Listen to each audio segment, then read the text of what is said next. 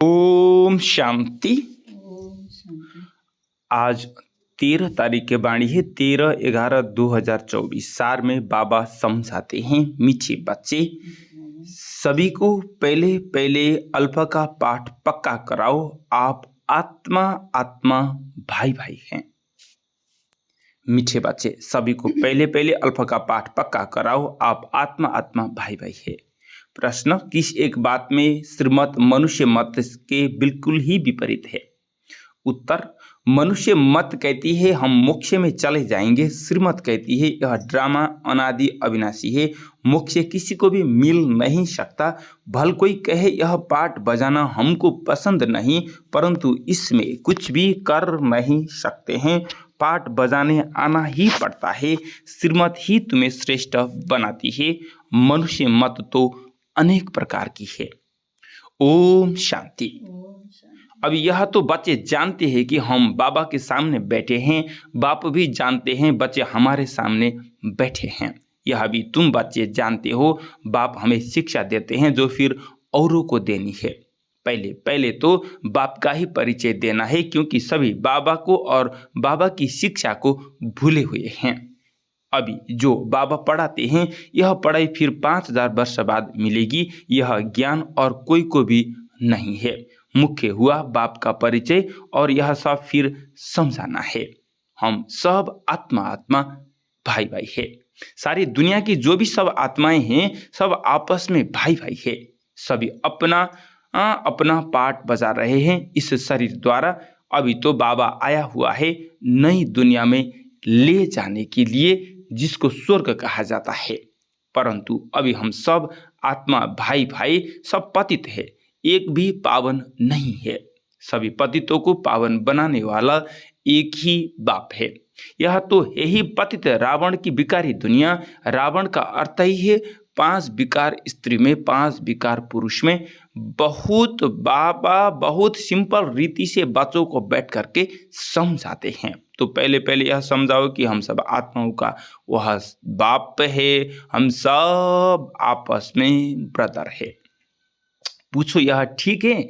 लिखो हम सब आत्मा आत्मा भाई भाई है, हमारा वह एक ही बाप है, हम सब सोल्स का वह एक सुप्रीम सोल है।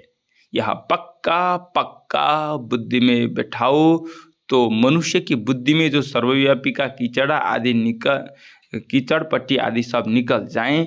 अल्फा पहले पढ़ाना है। बोलो यह पहले अच्छी रीति बैठ करके लिखो। आगे सर्वव्यापी कहता था, अब समझता हूँ ईश्वर सर्वव्यापी नहीं है। हम सब आत्मा आत्मा भाई भाई है। सब आत्माएं कहती है ओ गॉडफादर, परम पिता परमात्मा अल्लाह। पहले तो यह निश्चय बैठाना है कि हम आत्मा है, हम परमात्मा नहीं है। न हमारे में परमात्मा व्यापक है, सभी में आत्मा व्यापक है। आत्मा शरीर के आधार से पाठ बजाती है, यह पक्का कराओ। अच्छा, फिर वह बाप सृष्टि चक्र के आदि मध्य अंत का ज्ञान सुनाते हैं। बाप ही टीचर के रूप में बैठ करके बच्चों को समझाते हैं। लाखों वर्ष की कोई बात नहीं है। यह चक्र अनादि बनाया है। इक्वल कैसे है इसको जानना पड़े। सतयुग त्रेता पास्ट हुआ, नोट करो। उनको कहा जाता है स्वर्ग और सेमी स्वर्ग। वहाँ देवी देवताओं का राज्य चलता है। सतयुग में है 16 कला, त्रेता में है 14 कला। सतयुग का प्रभाव बहुत भारी है। नाम ही है स्वर्ग हेवन। नई दुनिया सतयुग को कहा जाता है, उसकी ही महिमा करनी है। नई दुनिया में है ही एक आदि सनातन देवी देवता धर्म। चित्र भी तुम्हारे पास है निश्चय कराने के लिए। यह सृष्टि का चक्र फिरता ही रहता है। इस कल्प की आयु ही 5000 वर्ष है। अब सूर्यवंशी चंद्रवंशी तो बुद्धि में बैठा, विष्णुपुरी ही बदल राम सीतापुरी बनती है। उनकी भी डिनाइस्टी चलती है ना। 2 युग पास्ट हुए, फिर आता है द्वापर युग। रावण का राज्य, देवताएं वहाँ मार्ग में चले जाते हैं तो विकार का सिस्टम बन जाता है। सतयुग त्रेता में सभी निर्विकारी रहते हैं। एक आदि सनातन देवी देवता धर्म रहता है। चित्र भी दिखाना है, ओरली भी समझाना है। बाप हमको टीचर बन करके ऐसे ऐसे पढ़ाते हैं। बाप अपना परिचय खुद ही आकर के देते हैं। खुद कहते हैं मैं आता हूँ पतितों को पावन बनाने के लिए, तो जरूर मुझे शरीर चाहिए, बोलने के लिए, नहीं तो बात कैसे करूं। मैं चैतन्य हूँ, सत्य हूँ और अमर हूँ। सत्य रजो तमो में आत्मा आती है, आत्मा ही पतित, आत्मा ही पावन बनती है, आत्मा में ही सब संस्कार रहता है। पास्ट के कर्म व विकर्म का संस्कार आत्मा लेकर के आती है। जब शरीर छोड़ती है तो आत्मा अपने संस्कार लेकर के आती है। सतयुग में तो विकर्म होता ही नहीं, कर्म करते हैं, पाठ बजाते हैं, परंतु वह कर्म अकर्म बन जाता है। सतयुग में कर्म अकर्म बन जाता है, परंतु वह कर्म अकर्म बन जाता है। गीता में भी अक्षर है, सभी तुम प्रैक्टिकल में समझ रहे हो, जानते हो बाबा आया हुआ है पुरानी दुनिया को बदल नई दुनिया बनाने के लिए, जहां कर्म अकर्म हो जाता है उनको ही सतयुग कहा जाता है। और यहाँ फिर यह कर्म विकर्म बन जाता है, जिसको कलयुग कहा जाता है। तुम अभी हो संगम युग पर। बाबा दोनों ही तरफ की बातें बच्चों को बैठ करके समझाते हैं। एक एक बात अच्छी रीति समझे। बाबा ने टीचर बन करके हमको क्या समझाया, अच्छा बाकी है गुरु का कर्तव्य। उनको बुलाया ही है कि हे पतित पावन आओ, आकर के पावन बनाओ। आत्मा पतित बनती है, आत्मा ही पावन बनती है। जब आत्मा पावन बनती है तो शरीर भी पावन बनता है। जैसे सोना वैसा जेवर बनता है। 24 कैरेट का सोना लेंगे और खाद नहीं डालेंगे तो जेवर भी ऐसा सत्व प्रधान बनेगा। अलाई डालने से फिर तमो प्रधान बन जाता है, क्योंकि खाद पड़ती है ना। पहले भारत 24 कैरेट पक्का सोने की चिड़िया था, अर्थात सत्व प्रधान नई दुनिया थी। अब तो सारी दुनिया ही तमो प्रधान पुरानी हो गई है। पहले प्योर सोना था, नई दुनिया पवित्र, पुरानी दुनिया अपवित्र, खाद पड़ती जाती है। यह बापी बैठ करके बच्चों को समझाते हैं। कोई मनुष्य गुरु लोग नहीं जानते हैं, बुलाते हैं हे पतित पावन आओ, आकर के पावन बनाओ। सदगुरु का काम है वानप्रस्थ अवस्था में मनुष्यों को गृहस्थ से किनारा कराना। तो यह सारी नॉलेज ड्रामा प्लान अनुसार बापी आकर के बच्चों को देते हैं। वह है मनुष्य सृष्टि का बीज रूप। वही सारे वृक्ष की नॉलेज बच्चों को समझाते हैं। शिव बाबा का नाम सदैव शिव ही है, बाकी आत्माएं सब अपना अपना पाठ बजाने आती है तो भिन्न भिन्न नाम धराती है। बाबा को बुलाते हैं, परंतु कोई बाबा को जानते ही नहीं है कि वह कैसे भाग्यशाली ब्रह्मा के तन में आते हैं तुमको पावन दुनिया में ले जाने के लिए। तो बाबा बैठ कर के बच्चों को समझाते हैं, मैं उनके तन में आता हूँ जिसने बहुत जन्मों के अंत में है पूरा 84 जन्म लिया है। राजाओं का राजा बनाने के लिए मैं इस भाग्यशाली रथ में प्रवेश करता हूँ। पहले नंबर में श्री कृष्ण है, वह है नई दुनिया का मालिक। फिर वही नीचे उतरते हैं, सूर्यवंशी, चंद्रवंशी, फिर वैश्य, शूद्रवंशी, फिर ब्रह्मा वंशी बनते हैं। गोल्डन से सिल्वर, सिल्वर से कॉपर, कॉपर से आयरन, फिर तुम आयरन से गोल्डन एज में जा रहे हो। बाबा कहते हैं मुझे एक अपने बाप को याद करो जिसमें मैंने प्रवेश किया है। उनकी आत्मा में तो जरा भी नॉलेज नहीं थी। जुन आत्मा में जुन शरीर में मैले प्रवेश गरेँ ब्रह्मा को शरीर में, वहाँ को आत्मालाई पनि सत्य ज्ञान के हो था थिएन। इसमें मैंने प्रवेश करता हूँ, इसलिए इनको भाग्यशाली रथ कहा जाता है। खुद कहते हैं मैं इनके बहुत जन्मों के अंत में आता हूँ। गीता में अक्षर एक्यूरेट है। गीता को ही सर्वशास्त्र शिरोमणि कहा जाता है। संगम युग पर ही बाबा आकर के ब्राह्मण कुल और देवता कुल की स्थापना करते हैं। औरों का तो सबको मालूम है ही, इनका कोई को पता नहीं है। बहुत जन्मों के अंत में अर्थात संगम युग पर ही बाप आते हैं। बाप कहते हैं मैं हूं ही बीज रूप। श्री कृष्ण तो है ही सतयुग का रहवासी। उनको दूसरी जगह तो कोई देख ना सके। पुनर्जन्म में तो नाम, रूप, देश, काल सब बदल जाता है। पहले छोटा बच्चा सुंदर होता है, फिर बड़ा होता है, फिर वह शरीर छोड़ दूसरा छोटा लेता है। यह बना बनाया खेल है, ड्रामा के अंदर फिक्स है। दूसरे शरीर में तो उनको श्री कृष्ण नहीं कहेंगे। उस दूसरे शरीर पर नाम आदि फिर दूसरा पड़ेगा। समय, फीचर, तिथि, तारीख आदि सब बदल जाता है। वर्ल्ड की हिस्टोरियोग्राफी हूबहू रिपीट कहा जाता है। तो यह ड्रामा रिपीट होता रहता है। सतोपदान से सतो, सतो से रजो, रजो से तमो में आना ही है। सृष्टि का नाम, युग का नाम सब बदल जाता है। अभी यह है संगम युग, मैं आता ही हूँ संगम पर। हम यह हमको अंदर में पक्का पक्का निश्चय करना है। बाप हमारा बाप भी है, टीचर भी है और सतगुरु भी है, जो फिर सतप्रधान बनने की युक्ति बहुत अच्छी बताते हैं। गीत में भी है, देह सहित देह के सब धर्म को छोड़ अपने को आत्मा समझो। वापिस अपने घर जरूर जाना है। भक्ति मार्ग में कितनी मेहनत करते हैं भगवान के पास जाने के लिए, वह है मुक्ति धाम। कर्म से मुक्त हम इनकॉर्पोरियल दुनिया में जा कर के बैठते हैं।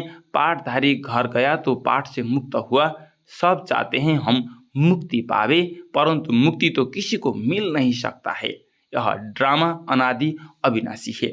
कोई कहे हमको यह पाठ बजाना पसंद नहीं है, परंतु इसमें कोई कुछ कर भी नहीं सकता है। यह अनादि ड्रामा बना हुआ है, एक भी मुक्ति को नहीं पा सकते हैं। वह सब है अनेक प्रकार की मनुष्य की मत। यह है श्रेष्ठ बनाने के लिए श्रीमत। मनुष्य को श्रेष्ठ नहीं कहेंगे, देवताओं को ही श्रेष्ठ कहा जाता है। उन्हों के आगे सब जाकर के नमन करते हैं। तो यह वह श्रेष्ठ ठहरे ना, तो देवताओं के आगे जाकर के सब नमन करते हैं, तो वह श्रेष्ठ ठहरे ना। परंतु यह किसी को भी पता नहीं है। अभी तुम बच्चे समझते हो कि 84 जन्म तो लेना ही पड़ता है। श्री कृष्ण देवता है, वैकुंठ का प्रिंस, वह यहाँ कैसे आएगा? न उसने गीता सुनाई, सिर्फ देवता था इसलिए सभी लोग उनको पूजा करते हैं। देवता है पावन, खुद पतित ठहरे, कहते भी है मुझ निर्गुण हारे में कोई गुण नहीं, आप हमको ऐसा बनाओ। शिवा के आगे जाकर कहते हैं हमको मुक्ति दो। वह कभी जीवन मुक्त जीवन बंध में आते ही नहीं, इसलिए उन्हें पुकारते हैं हे ईश्वर आकर के मुक्ति दो। जीवन मुक्ति भी वही देते हैं। अभी तुम बच्चे समझते हो बाबा और मम्मा के हम सब बच्चे हैं, उनसे हमें अथाह धन मिलता है। मनुष्य तो बेसमझी से मांगनी करते रहते हैं, बेसमझ तो जरूर दुखी ही होंगे ना, अथाह दुख भोगने पड़ते हैं। तो यह सब बातें बच्चों की बुद्धि में रखनी है। एक बाप बेहद के बाप को न जानने के कारण कितना आपस में लड़ते झगड़ते रहते हैं, आर्फन बन पड़े हैं। वह होते हैं हद के आर्फन्स, यह है बेहद के आर्फन्स। बाप नई दुनिया स्थापन करते हैं, अभी यही पतित आत्माओं की पतित पुरानी दुनिया। पावन दुनिया सतयुग को कहा जाता है, पुरानी दुनिया कलयुग को कहा जाता है। पुरानी दुनिया का विनाश हो जाएगा, फिर नई दुनिया में ट्रांसफर हो जाएंगे। अभी हम टेम्पररी संगम युग पर खड़े हैं। पुरानी दुनिया से नई दुनिया बन रही है। नई दुनिया का फिर हमको पता है, तुम्हारी बुद्धि में अब नई दुनिया में जानी चाहिए, तुम्हारी बुद्धि में है, अब हमें नई दुनिया में जाना चाहिए। उठते बैठते बुद्धि में यह रहे कि हम ईश्वरीय पढ़ाई पढ़ रहे हैं, बाप हमको पढ़ाते हैं। स्टूडेंट को यह याद रहना चाहिए, फिर भी वह नंबरवार पुरुषार्थ अनुसार ही याद रहती है। बाप भी नंबरवार पुरुषार्थ अनुसार याद प्यार देते हैं। अच्छा पढ़ने वाले को जरूर टीचर जास्ती प्यार करेगा ना, कितना अंतर पड़ जाता है। अब बाबा तो समझाते रहते हैं, बच्चों को धारणा करनी है। एक बाबा के सिवाय और कोई के भी तरफ बुद्धि न जाए। बाबा को याद नहीं करेंगे तो पाप कैसे कटेगा? माया घड़ी घड़ी बुद्धि का योग तोड़ देती है। माया बहुत बहुत धोखा देती है। बाबा मिसाल देते हैं, भक्ति मार्ग में हम लक्ष्मी की बहुत पूजा करते थे। चित्र में देखा लक्ष्मी नारायण की पाँव दबा रही है, तो लक्ष्मी को दासत्व से मुक्त कर दिया। उनकी याद में बैठते हैं तो जब बुद्धि इधर उधर भटकती थी तो अपने आप को थप्पड़ मारते थे, तब ब्रह्मा बाबा थप्पड़ मारते थे। भक्ति मार्ग में बुद्धि और तरफ क्यों जाती है? आखिरन विनाश भी देखा, स्थापना भी देखी, साक्षात्कार की आस भी पूरी हुई। समझा अब यह नई दुनिया आने वाला है तो हम यह देवता बनेंगे, बाकी यह पुरानी दुनिया तो विनाश हो जाएगी। पक्का पक्का निश्चय हो गया। अपनी राजधानी का भी साक्षात्कार हुआ, तो बाकी इस रावण राज्य को क्या करेंगे? जबकि स्वर्ग की राजाई मिलती है, तो यह तुमको भी ईश्वरीय बुद्धि मिली है। ईश्वर ने प्रवेश कर यह बुद्धि चलाई। ज्ञान कलश तो माताओं को मिलता है, तो ज्ञान माताओं को ही सब कुछ दे दिया, तुम कारोबार संभालो। तो माताओं की कमेटी बना करके बाबा ने सब कुछ समर्पित कर दिया। सबको सिखलाओ, सिखलाते सिखलाते यहाँ तक आ गए। एक दो को सुनाते सुनाते देखो अब कितने हो गए हैं। आत्मा पवित्र होती जाती है, फिर आत्मा को शरीर भी पवित्र चाहिए। समझते भी है, फिर माया भुला देती है।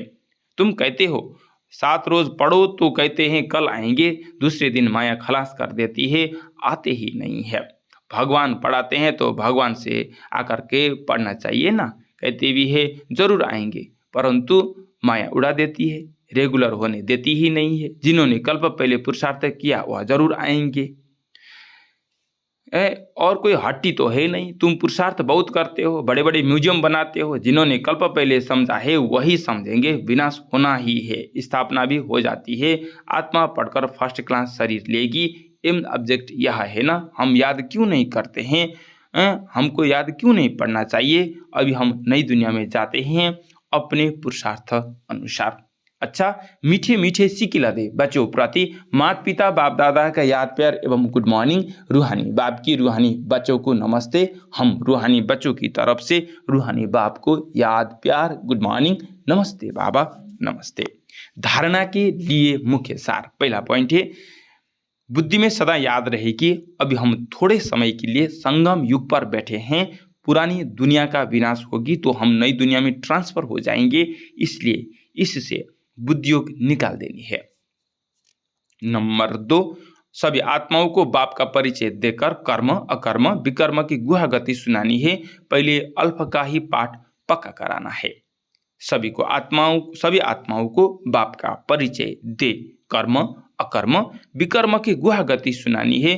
पहले अल्फ का ही पाठ पक्का कराना है। वरदान है श्रेष्ठ प्राप्तियों के प्रत्यक्ष फल द्वारा सदा खुशहाल रहने वाले एवर हेल्दी भव।